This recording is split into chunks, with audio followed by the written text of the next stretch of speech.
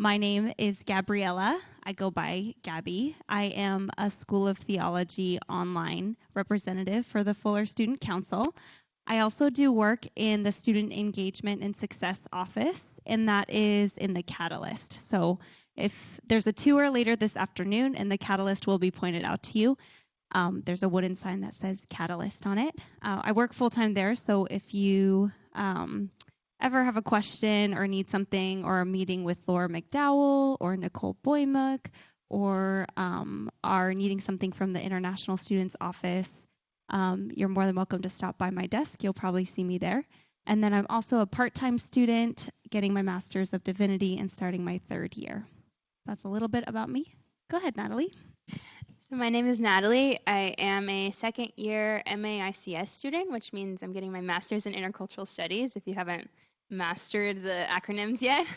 I am representing the School of Intercultural Studies this year, and so I'm doing that part-time as well as youth ministry in Hollywood. So I've been doing that for the last 4 years. I'm Corinne. I am a 2nd year marital family therapy student in the Fuller School of Psychology, also known as the MFT program. I am currently working at a practicum site as a therapist trainee, so that's been exciting. 3 weeks in. That's pretty much all about me. My name is Emily. I am a doctoral psychology student and the representative of that program in FSC. I am the representative for that program, but I'm also a therapist primarily at college counseling centers, as well as doing some assessment work and working on my research in my program. So I've been here for 5 years now at Fuller, so we're looking forward to answering your questions about what it's like to be a Fuller student. Awesome. So I know that there might be some more people coming in, and I know that some people are really introverted, so I completely understand if you chose a seat in the back row. There's no judgment. But if we could all just come into these 2 center sections, just to be a little bit closer. Is that okay? If we all just come into the center sections? My apologies. I know you're like, really? Center. Yes, there we go. 2 front row people. Hey. And Justin. And Justin. Yeah. Justin over here. Actually, if you just want to introduce yourself as well. Yeah. Hello. I'm Justin. I'm a 3rd year MDiv student, and I'm representing the School of Theology. Awesome. On FSC. Yeah. And then another Fuller Student Council representative is Priscilla. Go ahead and introduce yourself.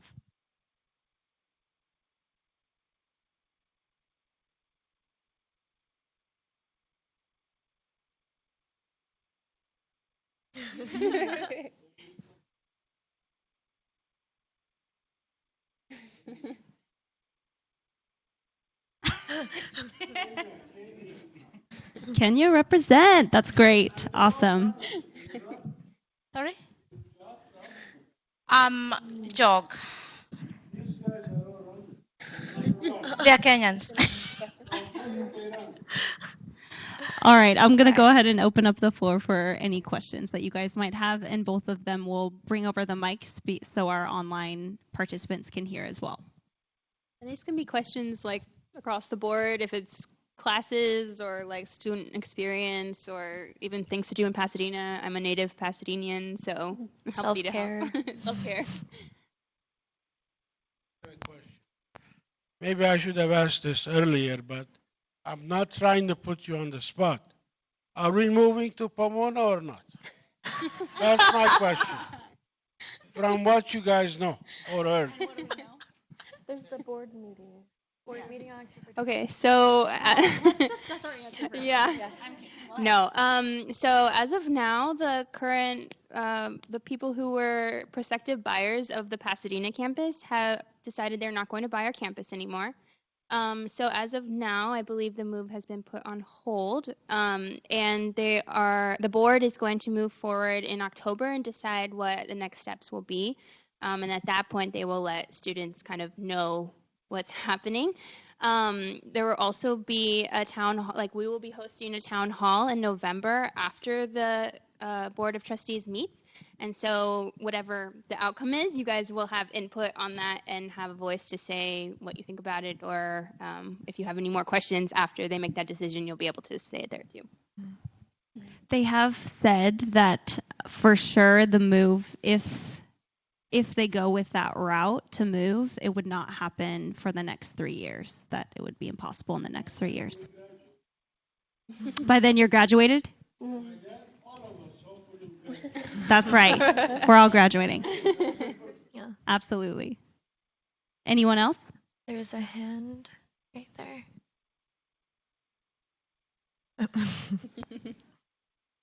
Hi, And maybe introduce yourself as well. my name is Michael. I just joined the MAT program here, School of Theology. My question is quite direct. Can you think of specific examples in which or where the student council came in to help people? Don't need to mention names, but tell us, because I used to work as student council member and co-chairperson back home, doing my bachelor's a few years back. So I really want to know specific examples. This is what we did, so that we are excited to come to you. Yeah, so actually, we're all new student council representatives. So I'm the only person that's been on this council more than once.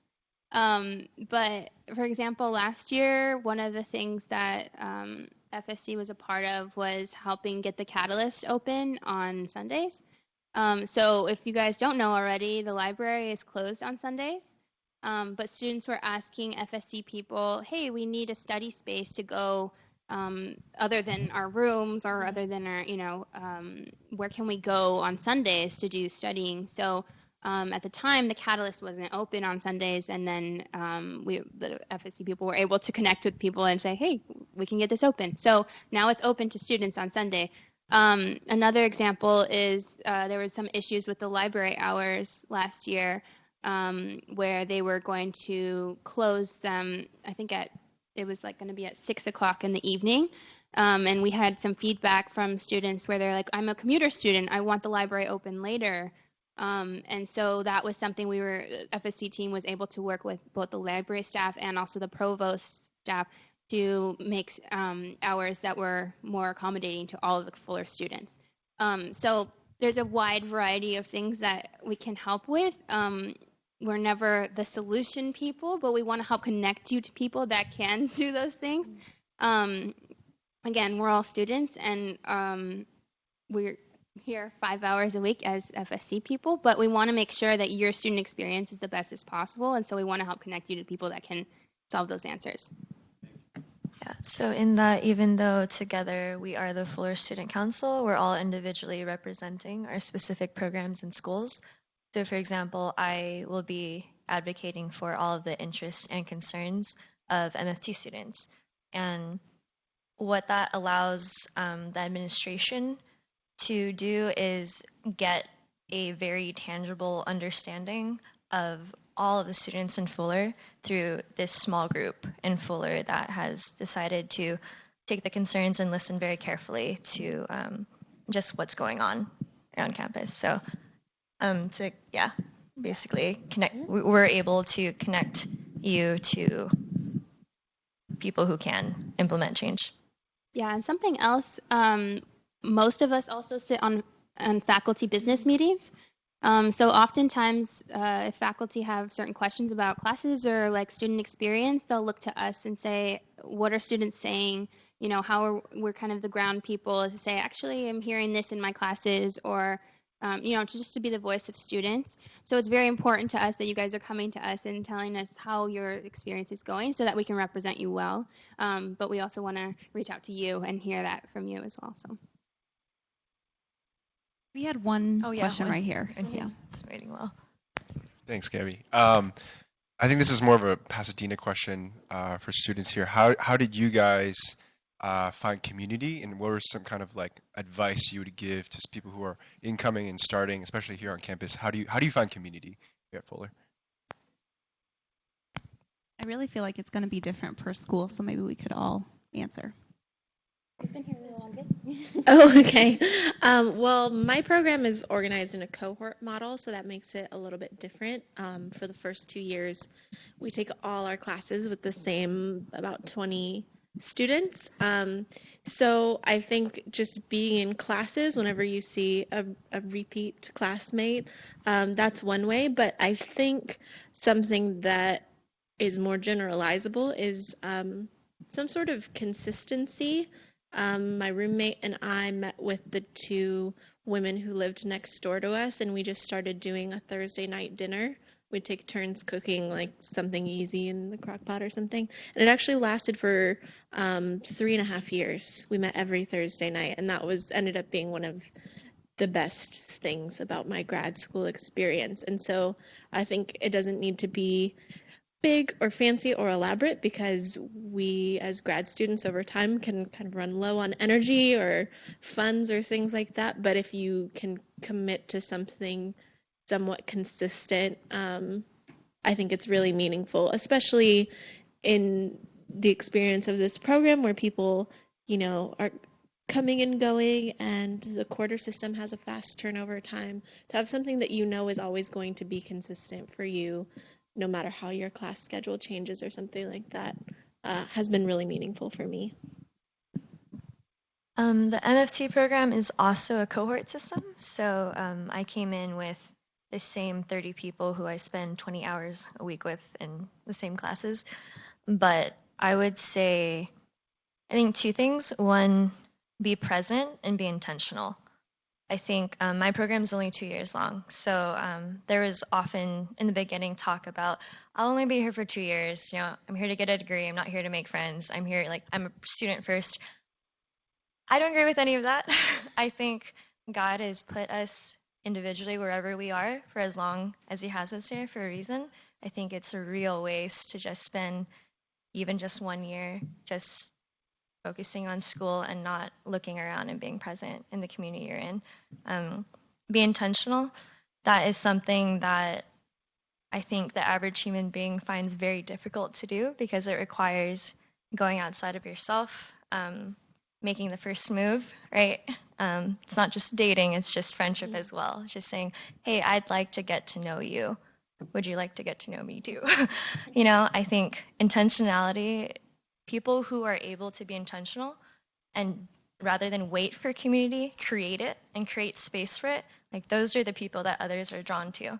What's really great is when everyone can be intentional, then we can all just collectively together be willing and committed to serving each other, to loving each other, to getting to know each other and building each other up, no matter what time frame we have together. So I would say those two things, even though there will be a lot of distraction and school and just regular life. But yeah, I am a very firm believer that God has definitely called every individual in the community that they're in right now to do something about it and to leave this community better and more, just more aware of God's love than it was before.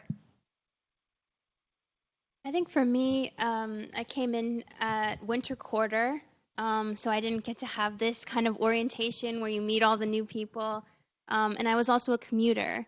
So finding community was very challenging for me at first. But I think since being on FSC, I've kind of gotten to see the wealth of community opportunities that that is here at Fuller. I would advise first for your classes, linger in your classes, linger afterwards. I was the kind of person that could be more introverted and shy, and after a long class, all I wanted to do was get in my car and go home. But there's opportunity for community when you linger and when you say, hey, let's go get lunch in the refectory, or do you want to go get coffee at Ambrose, or just making it more, again, intentional about being or knowing the people in your classes and knowing your professors.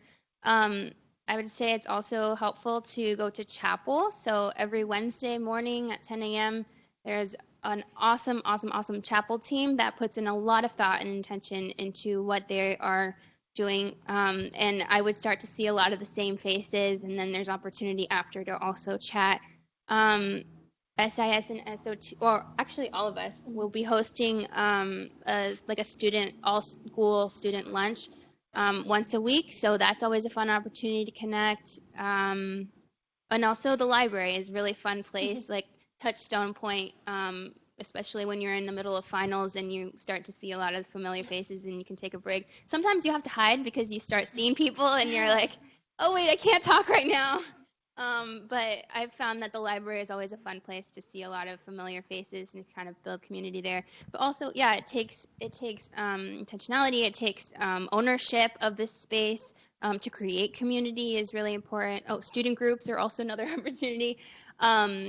Something I did with my friends was similar to Emily. I created like a supper club, so we would meet like once a month and kind of make dinner together. And it was a lot of students from Fuller. And also just to like, I would encourage you to like branch out to other schools and take other classes. That's a really great way to get to meet a lot of people also. Yeah, I think she really covered a lot of it. I think the only thing I'd say in addition is to check your weekly newsletter because it's going to list all of the events on that email. And sometimes it's quite lengthy. Like you can scroll and see what's going on. You can also join a student group. There's so many groups here at Fuller and of very like niche things from art to watching movies to isn't there an academic one too? Yeah, basketball. And so there's lots of fun things. Also, shameless plug, events that are coming up is the Pasadena Food Tour, which is, what's today? Thursday. Yes, a little confused on my days. Thursday. And then next week as well, we have a trip to the Huntington, which is so fun. I don't know if you've heard of the Huntington Gardens, but they're beautiful.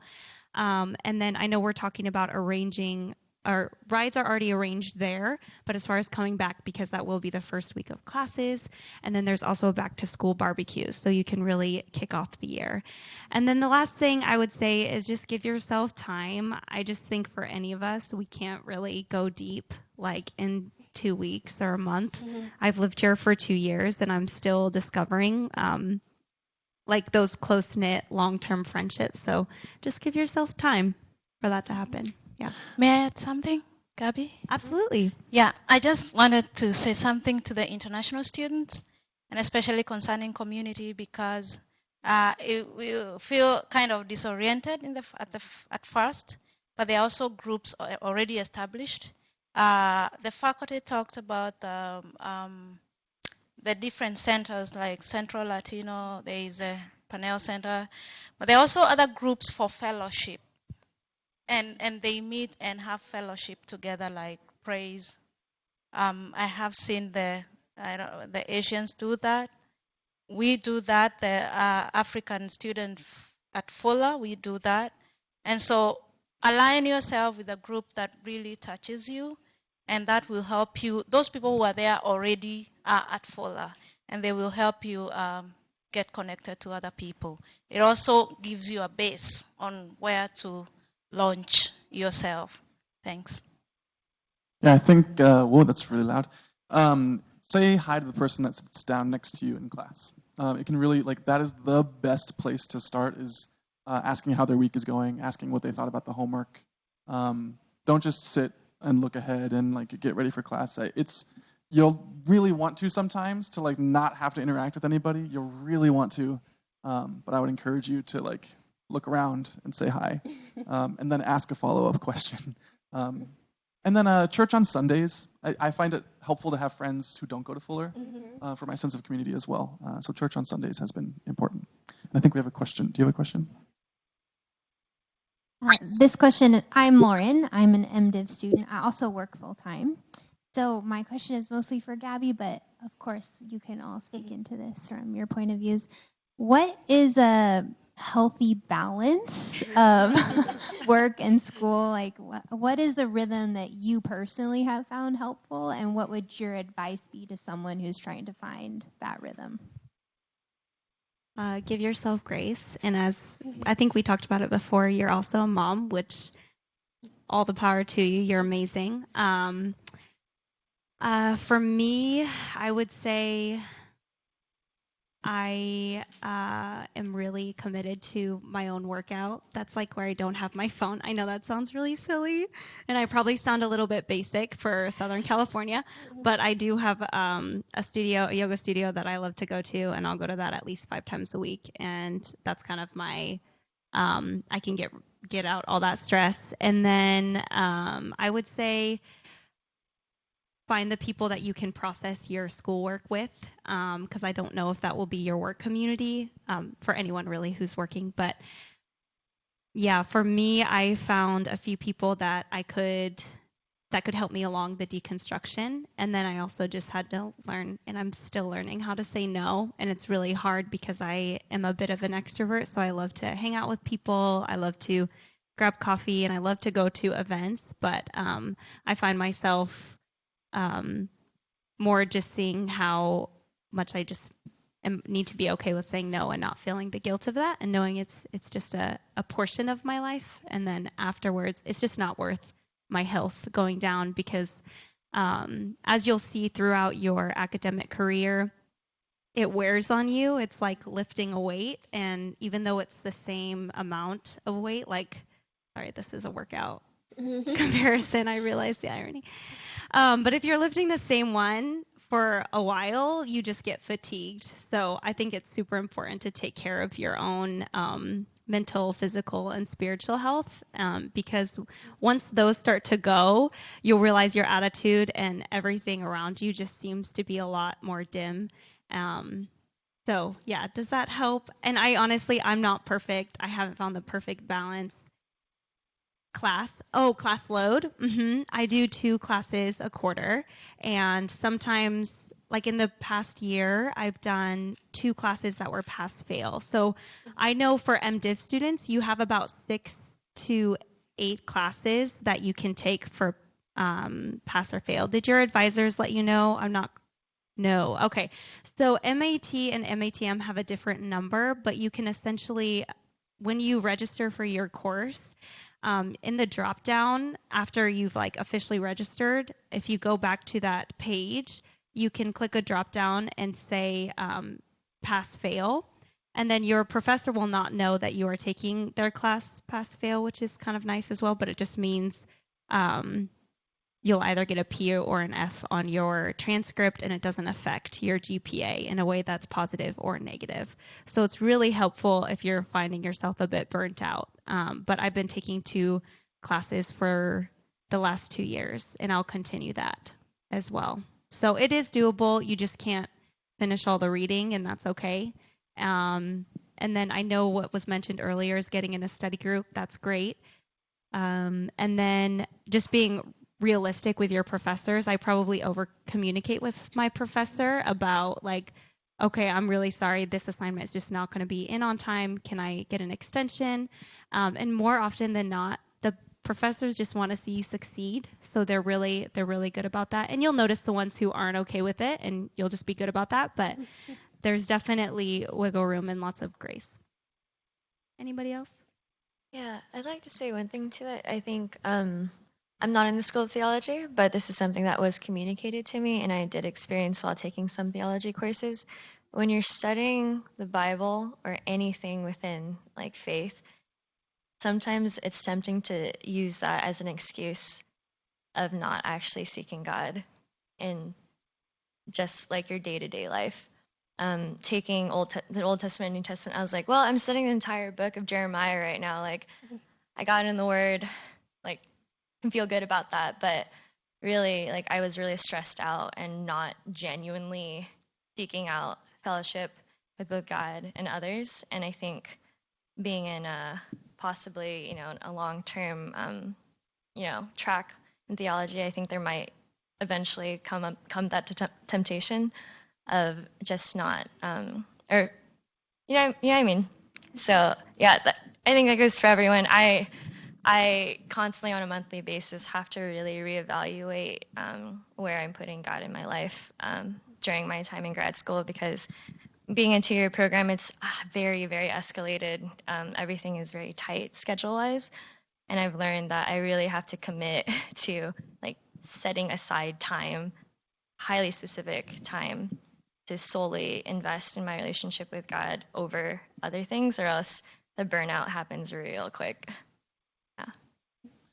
Yeah, I think something that Gabby said, you used the word consistency. When I first got here, I was working a part-time job, so it's not the same. It's, it's 20 and 40 instead of like 40 and 20, or, but it's having those consistent things throughout the week. So going to church on Sunday was something that I, knew I was always going to be doing.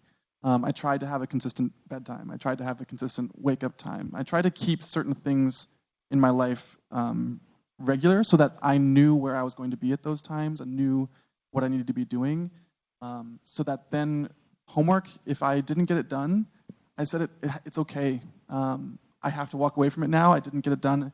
Like, this is the paper that I'm turning in. But I prioritized my learning and what I needed to ask for that assignment, and prioritized the consistency in my life, and that keeps you healthy, and it keeps you working instead of feeling really stressed about meeting the mark that someone else is setting for you. And speaking real quick of papers, because I see Rachel back there, the Writing Center, she is the Writing Center manager. She's amazing. So, knowing that you're not going to be perfect, you can't make every paper exactly the way you want it, the Writing Center will help you get closer, and you won't be alone in it. So that's also a contribution to your own community as well. But she's amazing. Please schedule an appointment with her and her team. It's free. Yeah. Oh, could you stand up? Awesome. Are there any questions from online? Or, sorry, you can ask yours too. I just want to make sure we're not. Okay, cool. Sorry, go ahead. Yes. Just an announcement about the pass-fail. You want to really check with your advisor, because if you're on the ordination track, there are some denominations that will not allow you to do pass-fail. So before you do that, check with your advisor and your denominational, because I would hate for you to have to retake a class. Yeah. Thank you, Or a Mary PhD Ellen. track also. Yeah.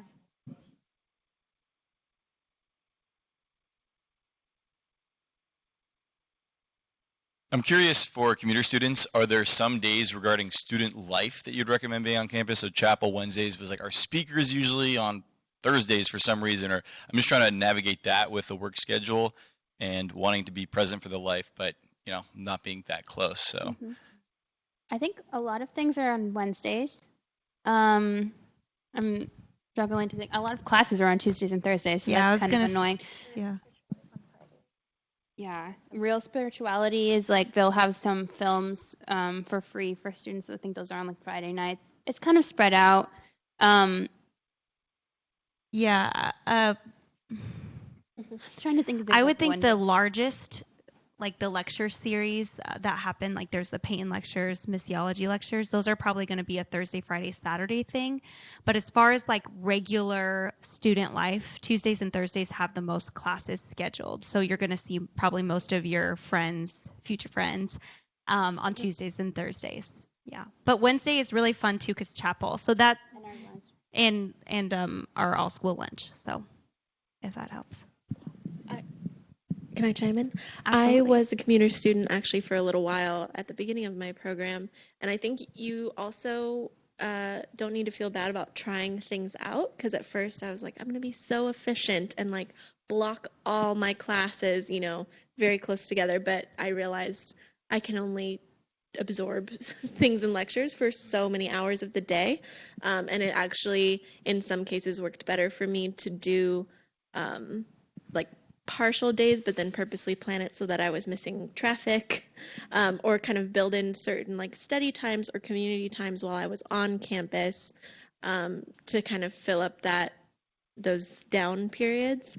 But yeah, I just wanted to say that it might differ for different people, whether they want to be really packing their schedule on 2 days or more spreading it out if they're able to. And to go along with the question on balancing the work and school, I do most of the time one online and one in person. So that does help when you're sitting at work from 8 to 5 and then do a 3-hour class from 6:30 to 9:30 to just have an online instead of another sitting for 3 hours. But it's all, you'll get to experiment with what works best for you. Does that answer your question?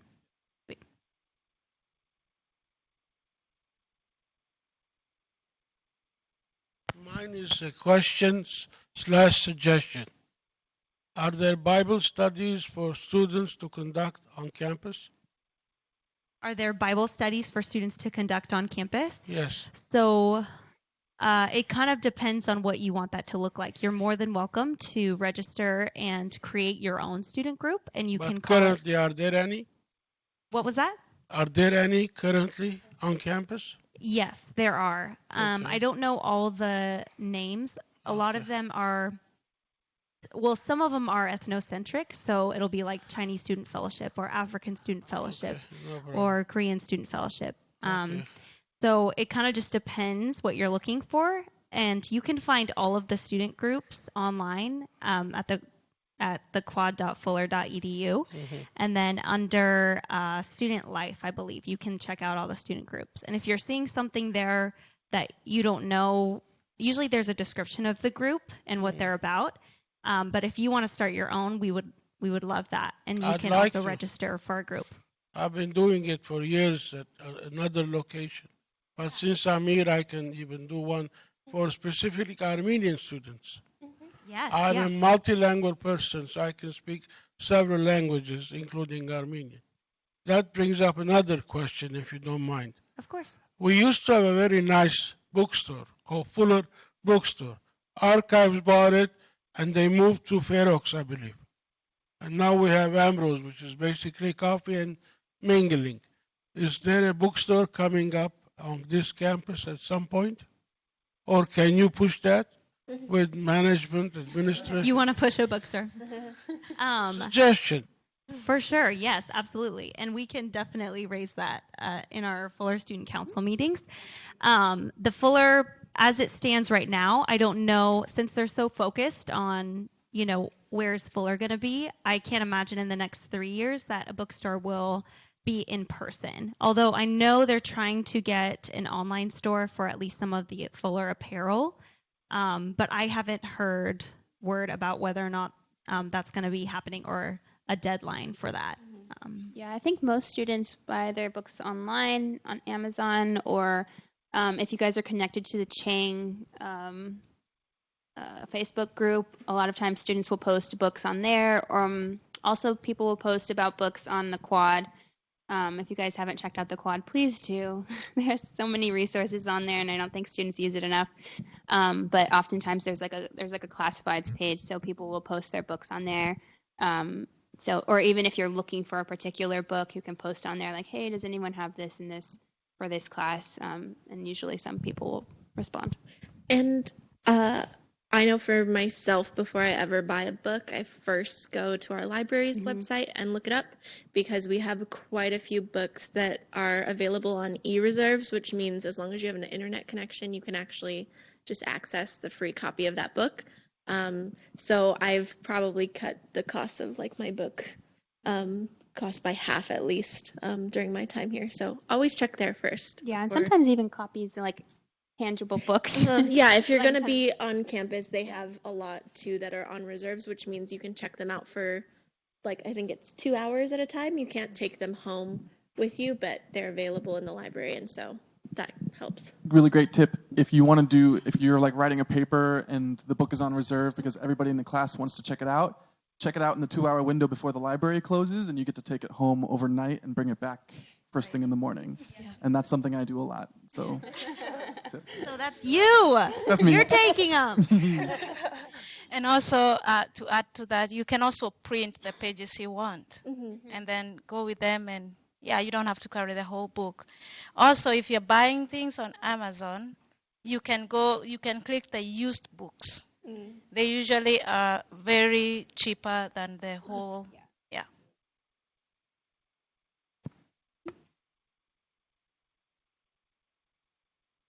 A little bit of a deeper question, but from the session earlier today, they were describing seminary as both disruptive and reconstructive. How's that been true for all of you? You want to take it? Yeah, I guess I can't. I'm trying to think of how to phrase this. I think a lot of people come to seminary thinking that it will give them all the answers, and that because of graduating from seminary, they are then holding all the answers. If anything, I think being at seminary has raised more questions for me.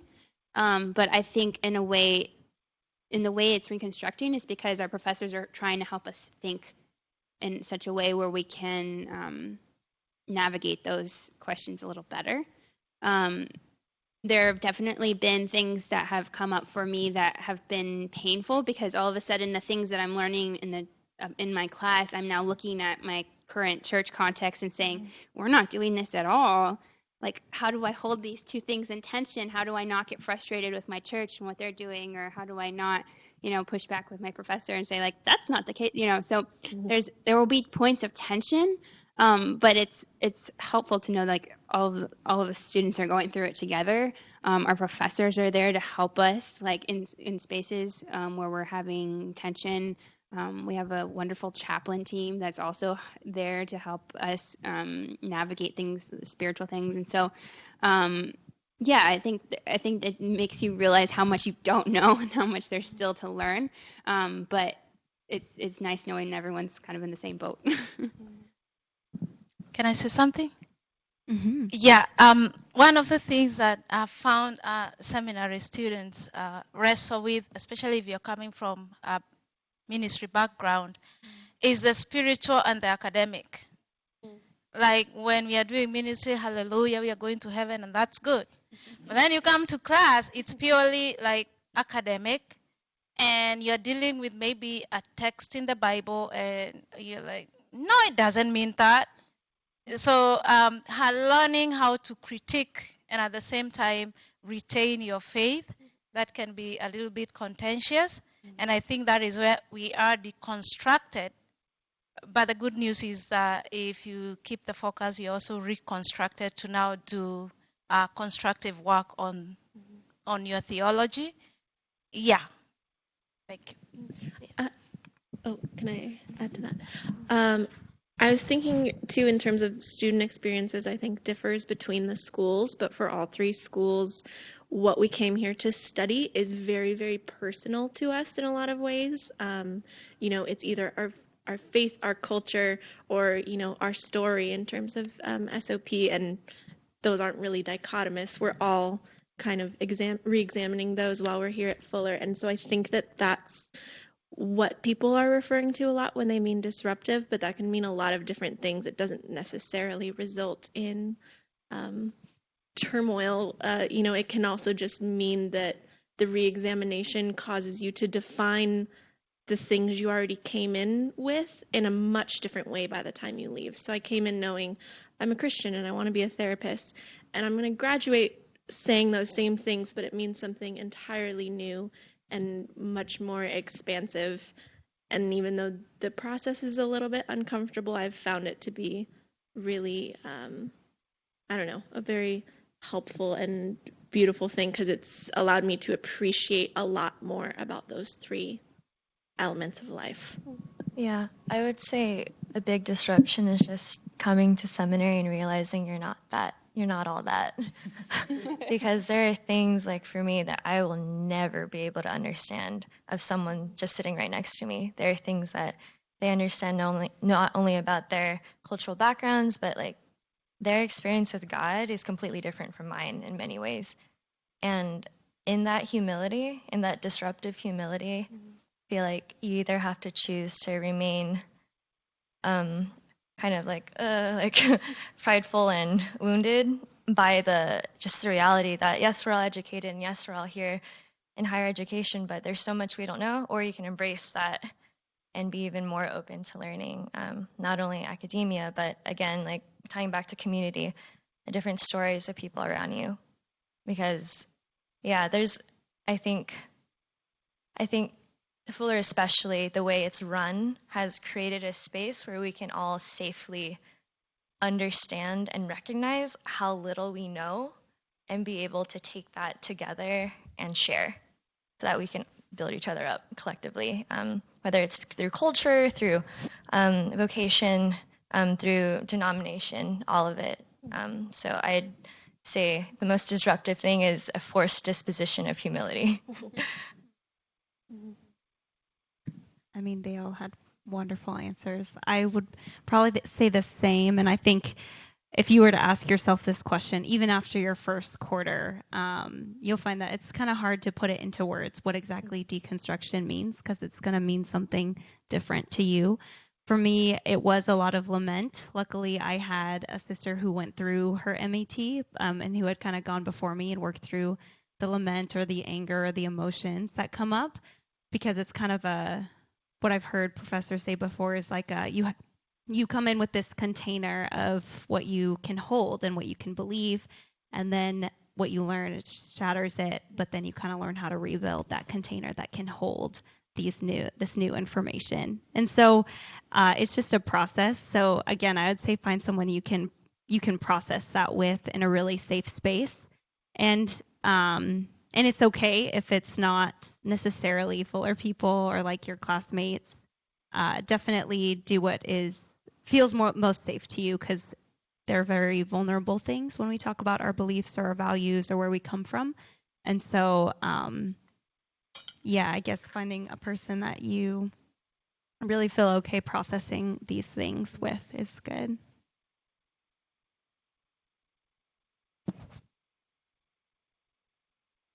Oh, I think we have an online question as well. Yeah, so a question, online student asked this question: what are some of the helpful tips generally that helped you all when you were new students?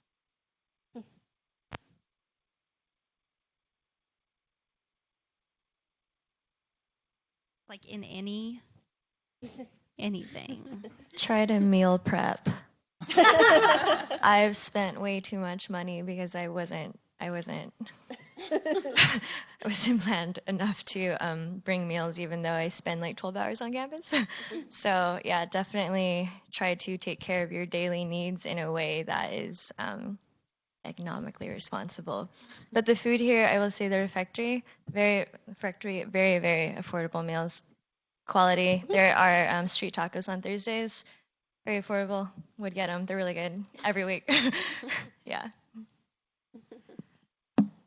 I would say, gosh, for a new student, and online too, yeah. I think something that was challenging for me my first quarter here was just feeling like I belonged in a way. I didn't come from a background where I had studied theology in undergrad. And so I walked into my classes and I was saying, I can't contribute here because I haven't thought about this in the way that some other people have. And so it kept me quiet a lot. And I constantly would question my ability to contribute. So one of the best pieces of advice I can say is like, please speak up in your classes. I know sometimes it can be hard depending on your cultural background. I know sometimes, like for me, I wanted to have everything formulated in my head before anything came out of my mouth. And of course, by that time, they had already moved on to some other question. So it's okay to like process things out loud. And I think on the other side of things, if you're the kind of person that naturally wants to be the first one with your hand raised, maybe wait a second or two, because there's a person sitting next to you that has something really awesome to contribute, but it might take them a while to get there. And so that would be my advice, is kind of just to feel like many of you heard Professor Scott say, like, you are Fuller now. So like really own that, and the fact that your experience is different from anyone else that's here, and your voice and your story is going to be different, and offer your classmates and your professor a different perspective on the class that you're taking. And then I would say across the board, know your deadlines. So it's really nice in Canvas because it'll send you a little, it has an icon that kind of looks like a megaphone, and it'll let you know when something is due. And if you just keep that on a personal calendar, that's a great tip, whether you're online or in person. And for that, may I chime in? Yeah. So for that, maybe block off like the few. So in my personal calendar, I don't just put when it's due. I like have a multi-day calendar thing so that it pings me way before it's due.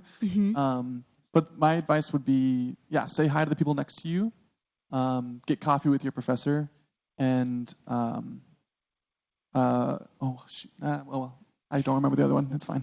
And then how that might translate, to our online Yep. participants as well is I know professors love to talk to students. So if you ever wanted to meet with them, we have this thing called Blue Jeans, which you're on right now, that they can set up and they can meet with you too if you just want to get to know them. So they're definitely accessible.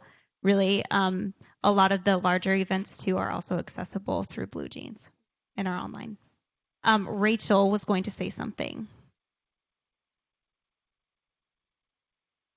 For all new students online and in Pasadena in all the schools and programs, coming up in two weeks at the end of the first week of classes, Friday, October 4th at 10 a.m., there's an Introduction to Writing in Seminary workshop in the Catalyst in the study room. And do we all know where the Catalyst is?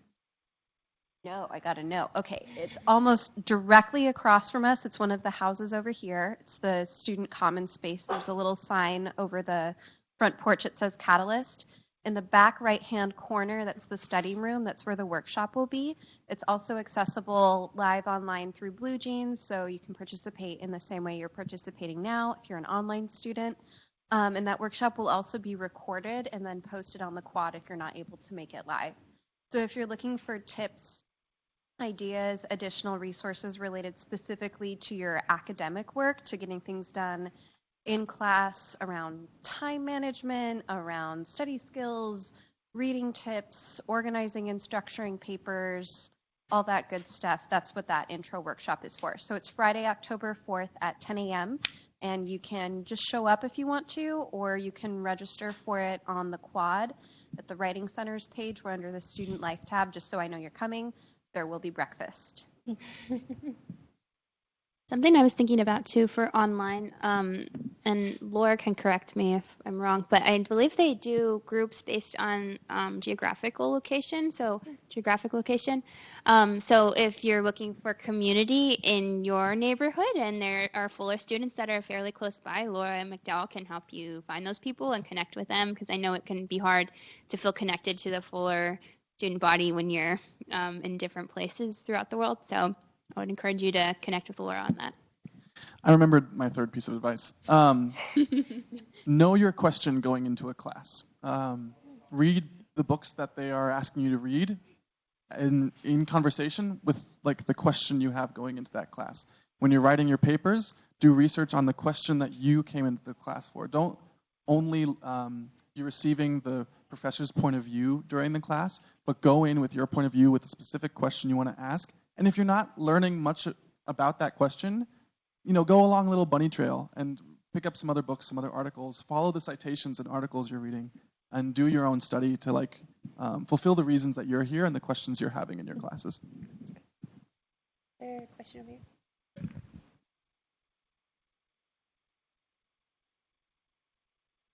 At the faculty panel, a class on was it prophetic responses to trauma was mentioned, and everyone was like, "Oh yeah, that's a good class." I was wondering what other classes, and I didn't even know we could take classes in the School of Psychology. Or well, are we all School of Theology? Are we? I don't know.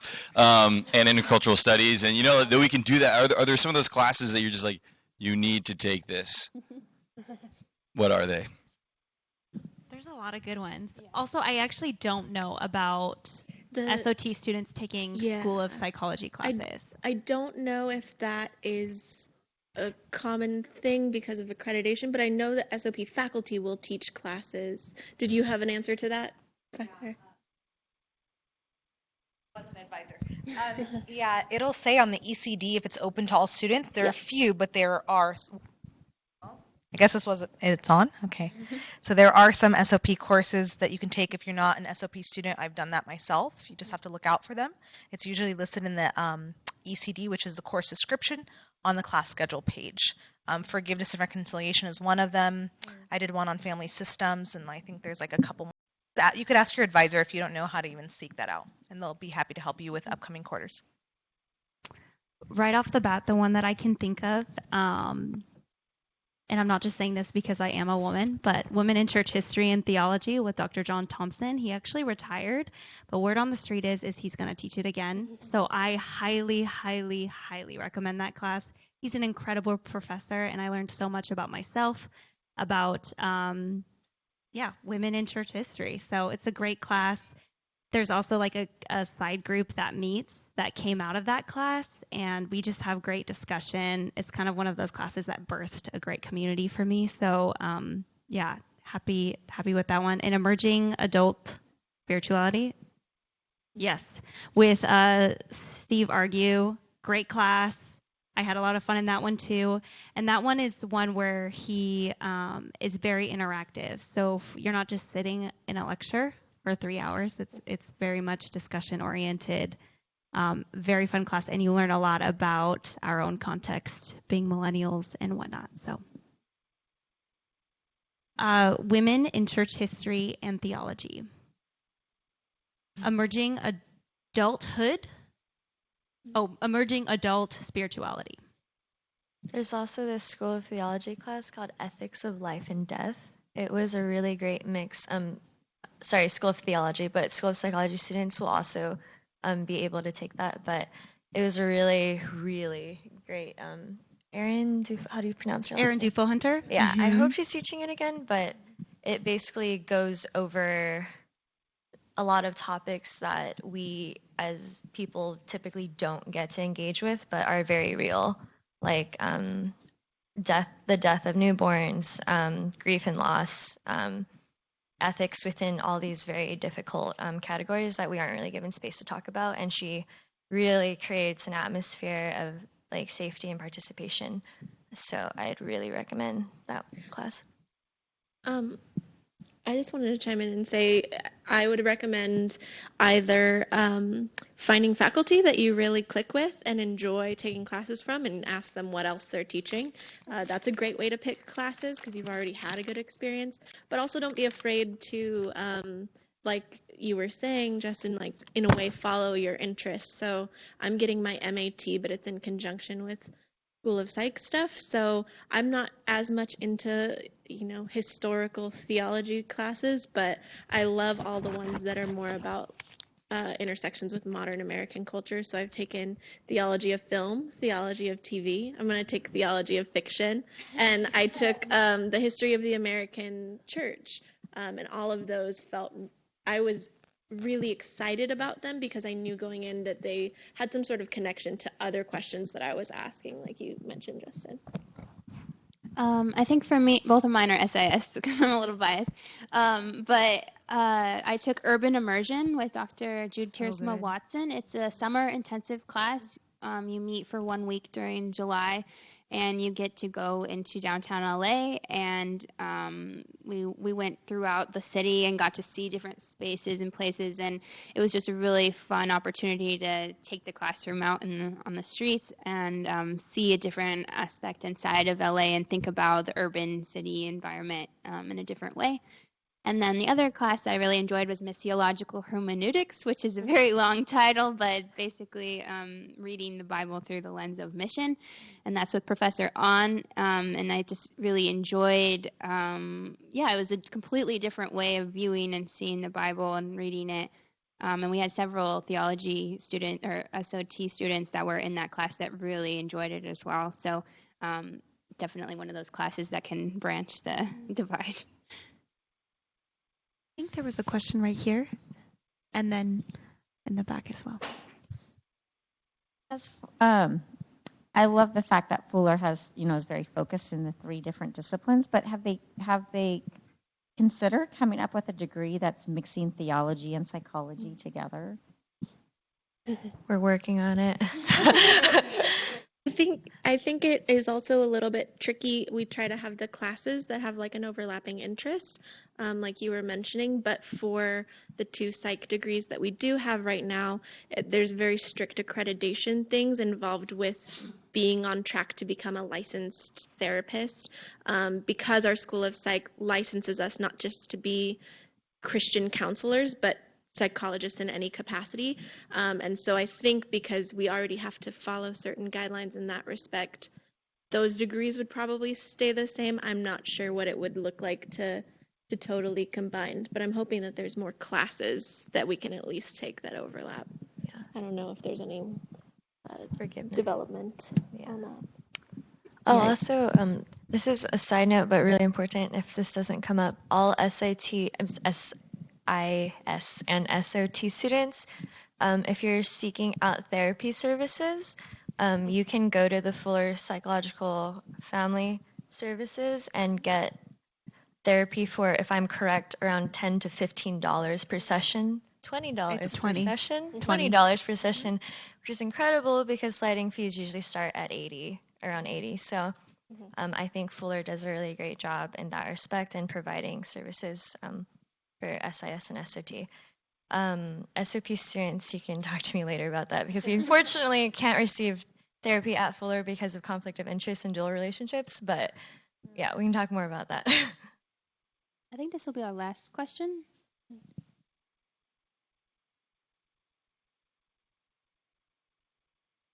There used to be a class called Science, Philosophy, and Theology. I don't know if anybody's taken it. So these are the students hope. But I don't know if they're going to offer it again. I heard a lot of good things about it. Do you know? I don't know, but in order to register, you're going to have to speak with your advisor, and they will most likely know at least if it's being taught again and when you can take it. Mm-hmm. I'm sorry. No, that's a great piece of advice. Use your advisor. That was something I didn't do enough my first year, and then just realized the wealth of information that I can find there, and even just someone to talk to on campus, and they can help you plan out as much as you can your time at Fuller, so that you can see what's upcoming and kind of plan your schedule. Mm-hmm. Yeah, so that you not just only plan it for the upcoming quarter, but kind of can work in spaces of like if there's certain classes you've heard of, ask them when they estimate it will next be offered, and you can kind of hold the space both in your degree credits and in your schedule, so that you can kind of maximize those classes that we all have to take. Yeah. And if you guys want more class or professor recommendations, feel free to talk to any of us. We love talking about it. So, yeah.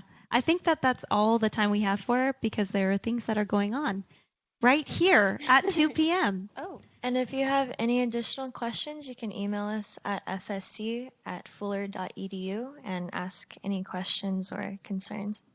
Yeah. Great. We hope to talk more with you guys throughout. Yeah. Thank you for coming.